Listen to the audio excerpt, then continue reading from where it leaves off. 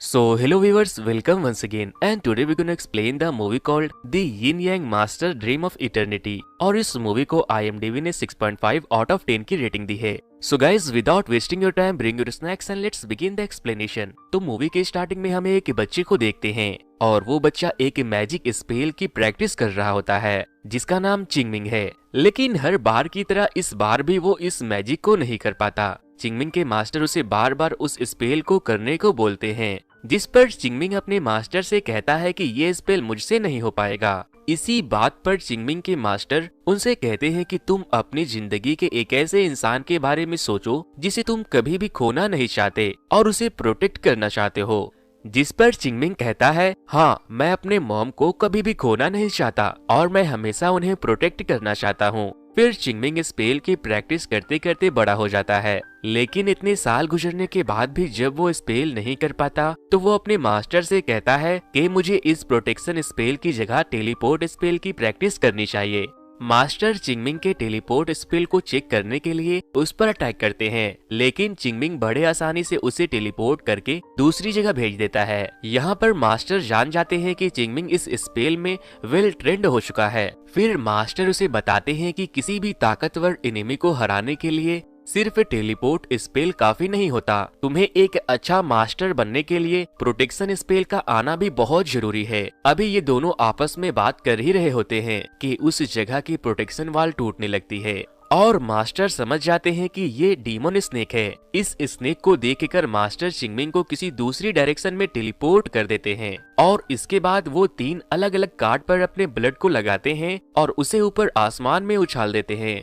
और तभी वहां पर 3 गार्डियन स्पिरिट उनकी मदद के लिए वहां आ जाते हैं. ये गार्डियन स्पिरिट मास्टर के सर्वेंट है जो अपने मास्टर के लिए कुछ भी कर सकते हैं और ये तीनों सर्वेंट एक अच्छे डीमंस भी थे. फिर उनमें से 2 गार्डियन स्पिरिट उस प्रोटेक्टिव वॉल को अपनी पूरी पावर का यूज करके उस वॉल को टूटने से बचाने की कोशिश करते हैं और एक गार्डियन स्पिरिट उस मास्टर को प्रोटेक्ट करते हैं. लेकिन वो लोग कमजोर पड़ने लगते हैं और वो प्रोटेक्टिव वॉल टूट जाती है और तभी उस वॉल के पीछे से एक बहुत ही बड़ा जायंट सा डीमन स्नेक सामने आता है. जिसके बाद चिंगमिंग बाकी सारे स्टूडेंट को लेकर अपने मास्टर को सपोर्ट करने के लिए पहुंच जाता है. वो डीमन स्नेक उन सभी पर हमला करने ही वाला होता है कि मास्टर सभी स्टूडेंट से कहते हैं कि वो प्रोटेक्शन स्पेल का यूज करे ताकि किसी को भी कोई इंजरी ना हो. सारे स्टूडेंट प्रोटेक्शन स्पेल यूज करने लगते हैं, लेकिन चिंगमिंग को प्रोटेक्शन स्पेल नहीं आता और वो टेलीपोर्ट स्पेल यूज करने लगता है. फिर वो डीमन स्नेक सभी के ऊपर अपने टंग से बुलेट जैसी जहरीली चीज से उन लोगों पर अटैक करने लगता है. मास्टर चिंगमिंग को तो अपने प्रोटेक्शन स्पेल से बचा लेते हैं, लेकिन वो खुद उस बुलेट जैसी जहरीली चीज से बहुत ही बुरी तरह इंजर्ड हो जाते हैं. और फिर तभी एक गार्डियन स्पिरिट खुद को सैक्रिफाइस करते हुए डीमन स्नेक के अंदर घुसकर उसे मार देता है और एक गार्डियन स्पिरिट उस वॉल को फिर से बंद कर देता है और चिंगमिंग के मास्टर के बॉडी में उस डीमन स्नेक का जहर धीरे धीरे फैलने लगता है और वो मास्टर मरने से पहले चिंगमिंग को उस डीमन स्नेक की सच्चाई बताते हैं. वो बताते हैं, आज से 300 साल पहले इंसानों के ही लालच की वजह से ये डीमन स्नेक पैदा हुआ था और फिर इस डीमन स्नेक को डिस्ट्रॉय करने के लिए 4 मास्टर सामने आए थे और चारों मास्टर ने एक साथ मिलकर उस स्नेक को इंपीरियल सिटी में कैद कर दिया था. चारों मास्टर में से एक मैं भी था, जिसके बाद उस स्नेक की सोल को इंपीरियल की क्वीन ने अपने अंदर कैद कर लिया और इंपीरियल सिटी की क्वीन की प्रोटेक्शन 4 स्टोन गार्डियन करते हैं और वो सारे गार्डियन स्टैचू के शक्ल में अभी भी सोए हुए हैं और वो statue white tiger, azure dragon, vermilion bird और ब्लैक टर्टल के शक्ल में है. और जब भी ये डीमन स्नेक वहाँ से आजाद होने की कोशिश करेगा तो चारों मास्टर को प्रोटेक्शन स्टोन की मदद से उस स्टैचू को वापस से जगाना होगा. फिर सीन चेंज होती है और हम देखते हैं कि इंपीरियल सिटी की क्वीन काफी ज्यादा परेशान है क्योंकि उसे पता चल चुका है कि डीमन स्नेक फिर से जिंदा होने वाला है. और अब हम यहाँ चिंगमिंग को देखते हैं जो इंपीरियल सिटी में एक बोट से आ रहा है और वो अब मास्टर भी बन चुका है, लेकिन उसे प्रोटेक्शन स्पेल अभी तक नहीं आती. चिंगमिंग वहां जाते ही देखता है कि एक आदमी छत के ऊपर बहुत ही अच्छा फ्लूट बजा रहा है और वो अपने फ्लूट के धुन में खोया है. वो आदमी कोई और नहीं बल्कि एक मास्टर है जिनका नाम बोया है. तभी उन दोनों को पीपा की म्यूजिक सुनाई देती है। दरअसल पीपा एक चाइनीज म्यूजिकल इंस्ट्रूमेंट को कहा जाता है। वो दोनों समझ जाते हैं कि ये धुन एक डीमन की है और फिर वो दोनों उस धुन का पीछा करने लगते हैं। काफी देर पीछा करने के बाद वो डीमन उन्हें मिल ही जाता है। बोया उससे पूछता है कि तुम्हारी हिम्मत कैसे हुई इस पीपा को चुराने की, ये पीपा हमारे किंग की है। वो डीमन उन्हें बताता है कि जब उसकी लवर जिंदा थी तो वो उस महल में गाना गाया करती थी और वो अक्सर इसी धुन को बजाया करती थी। मुझे बस उसकी याद में ये धुन सुननी थी। लेकिन बोया को तो डीमन से सख्त नफरत था, क्योंकि एक फॉक्स डीमन ने उसकी माँ को मार दिया था, जिसके बाद से वो अच्छा हो या बुरा, बोया सभी डीमन से नफरत करने लगा। बोया उस डीमन से कहता है कि डीमन कोई भी हो, उसके अंदर फीलिंग्स नहीं होती, और फिर बोया अपनी तीर निकाल कर उसे मारने ही वाला था कि तभी मास्टर चिंगमिंग अपनी टेलीपोर्ट स्पेल को यूज करके उसे बचा लेता है। चिंगमिंग बोया को बताता है कि जरूरी नहीं कि सभी डीमंस बुरे ही हो, इसीलिए तुम इसे जाने दो। बोया उस डीमन को मारकर उससे पीपा छीनने के लिए आगे बढ़ता ही है कि चिंगमिंग उसे फिर से रोक लेता है और इस वजह से उन दोनों में लड़ाई शुरू हो जाती है। कभी चिंगमिंग बोया पर भारी पड़ रहा होता है तो कभी बोया चिंगमिंग पर। काफी देर फाइट करने के बाद चिंगमिंग इस फाइट को जीत जाता है, जिस पर बोया चिंगमिंग से कहता है कि तुम बहुत ही घटिया आदमी हो, तुम एक डीमन का साथ दे रहे हो, और इतना कहकर वो वहाँ से चला जाता है। इसके बाद वो डीमन चिंगमिंग से कहता है कि मुझे आज तक किसी ने ये नहीं बोला कि एक डीमन के पास फीलिंग नहीं होती, और आपका बहुत बहुत शुक्रिया कि आपने मेरी जान बचाई। वो डीमन चिंगमिंग से कहता है कि क्या आप हमें अपना सर्वेंट बना सकते हो, जिस पर चिंगमिंग उस डीमन से उसका नाम पूछता है। वो बताता है कि मेरा नाम किलिंग स्टोन है, और फिर अपने मैजिकल पावर से चिंगमिंग उसके जख्म को भर देता है और उसे अपना गार्डियन स्पिरिट बना लेता है। अब नेक्स्ट सीन में हमें ये पता चलता है कि क्वीन के महल में एक हेवन वर्शिप सेरेमनी होने वाली है और फिर चारों मास्टर यहाँ पर आते हैं। जब बोया उस महल में चिंगमिंग को देखता है तो वो उसके गर्दन पर अपनी तलवार रख देता है और कहता है एक डीमन का साथ देने वाला आदमी यहाँ क्या कर रहा है। चिंगमिंग उसे कहता है कि मैं हेवन वर्शिप सेरेमनी में यहाँ आया हूँ। तभी वहाँ पर तीसरे मास्टर आती है जो कि एक लड़की है और उनका नाम लॉन्ग ये है। वो बोया को बताती है कि चिंगमिंग उस डीमन स्नेक से लड़ने वाले मास्टर में से एक है, जिसके बाद बोया अपनी तलवार नीचे कर लेता है और कहता है काफी शर्म की बात है,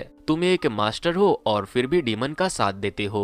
वो लोग आपस में बहस कर ही रहे थे कि तभी वहाँ पर चौथे मास्टर भी आ जाते हैं, जिनका नाम साओ यू है। ये मास्टर बिल्कुल चिंगमिंग के मास्टर के जैसे दिखते थे, इसलिए चिंगमिंग उसे घूरने लगता है। वो उन दोनों से कहते हैं कि क्या तुम लोग लड़ना बंद करोगे। यहाँ पर हमारे ओल्ड मास्टर होंगरो रेस्ट कर रहे हैं, जो कि काफी बीमार भी है और उन्हें तुम्हारी वजह से डिस्टरबेंस भी हो रही है, तो तुम लोग यहाँ से जाओ और अपने अपने कमरे में आराम करो।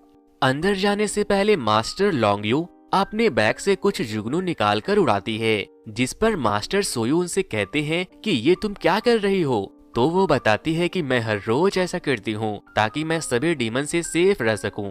फिर सोयू उनसे कहता है कि तुम्हें ये करने की कोई जरूरत नहीं है, यहाँ डीमन से बचने के लिए ऑलरेडी एक प्रोटेक्शन शील्ड लगी हुई है, तुम लोग बेफिक्र होकर सो जाओ। अब सुबह होती है, सभी मास्टर एक जगह इकट्ठा होते हैं ताकि हेवन वर्शिप को शुरू किया जा सके। वो लोग ओल्ड मास्टर होंगरे का वेट कर रहे थे।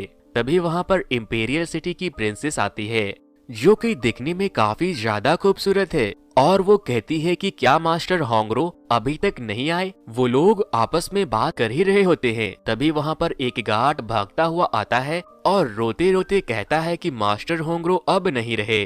अब मास्टर की डेथ को लेकर प्रिंसेस क्वीन के पास डिस्कस करने जाती है। तभी उन लोगों को पता चलता है कि मास्टर होंगरो का मर्डर हुआ है और वो बहुत ही ज्यादा परेशान और गुस्से में होती है। यहाँ पर क्वीन उस सेरेमनी की सारी रिस्पॉन्सिबिलिटी प्रिंसेस को दे देती है और साथ ही मास्टर होंगरो की डेथ का इन्वेस्टिगेशन करने का ऑर्डर देती है, क्योंकि उन्हें लगता है कि मास्टर होंगरो का मर्डर उन्हीं के किसी आदमियों ने किया है। फिर प्रिंसेस क्वीन के ऑर्डर को मानते हुए मास्टर होंगरो की जगह मास्टर सोयू को दे देती है। अब उस मास्टर का मर्डर किसने किया, इस बात को जानने के लिए वो लोग एक रिचुअल करते हैं और कहते हैं ये मछलियाँ जिसकी तरफ इशारा करेगी वही मास्टर होंगरो का कातिल होगा।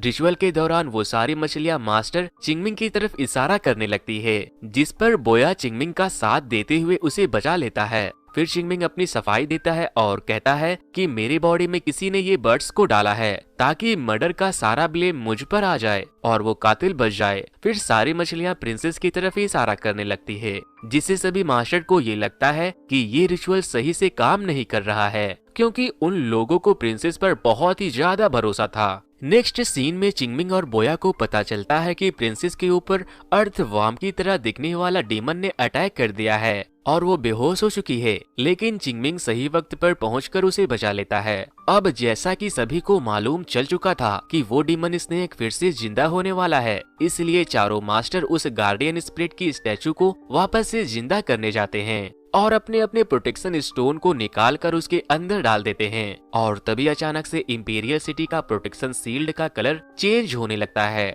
चिंगमिंग और बोया समझ जाते हैं कि किसी डीमन ने उन पर फिर से अटैक किया है। तभी वो दोनों फौरन प्रिंसेस की रूम की तरफ भागते हैं, जहाँ पर वो लोग देखते हैं कि मास्टर सोयू मास्टर लॉन्गे से फाइट कर रहे हैं, क्योंकि उनका मानना था कि मास्टर लॉन्गे क्यों उनको मारना चाहती थी, लेकिन लॉन्गे इस बात से साफ इनकार कर देती है। चिंगमिंग लॉन्गे को सपोर्ट करता है और फिर चारों मास्टर आपस में ही फाइट करने लगते हैं। वो लोग आपस में फाइट कर ही रहे होते हैं कि वहाँ एक लंबे बालों वाला शैतान आ जाता है और वो अपने बालों से मास्टर लॉन्गिए के गले पर अटैक कर देता है। चिंगमिंग उसे बचाने के लिए वहाँ जाता है, लेकिन उसका कोई फायदा नहीं होता। यहाँ पर हमें ये पता चलता है कि मास्टर होंगरे का मर्डर इसी बाल वाले डीमन ने किया था। चिंगमिंग मास्टर लॉन्गियो से पूछता है कि तुमने ऐसा क्या देखा था जिससे ये लोग तुम्हें मारना चाहते हैं। वो प्रिंसेस का नाम लेती है और फिर मर जाती है।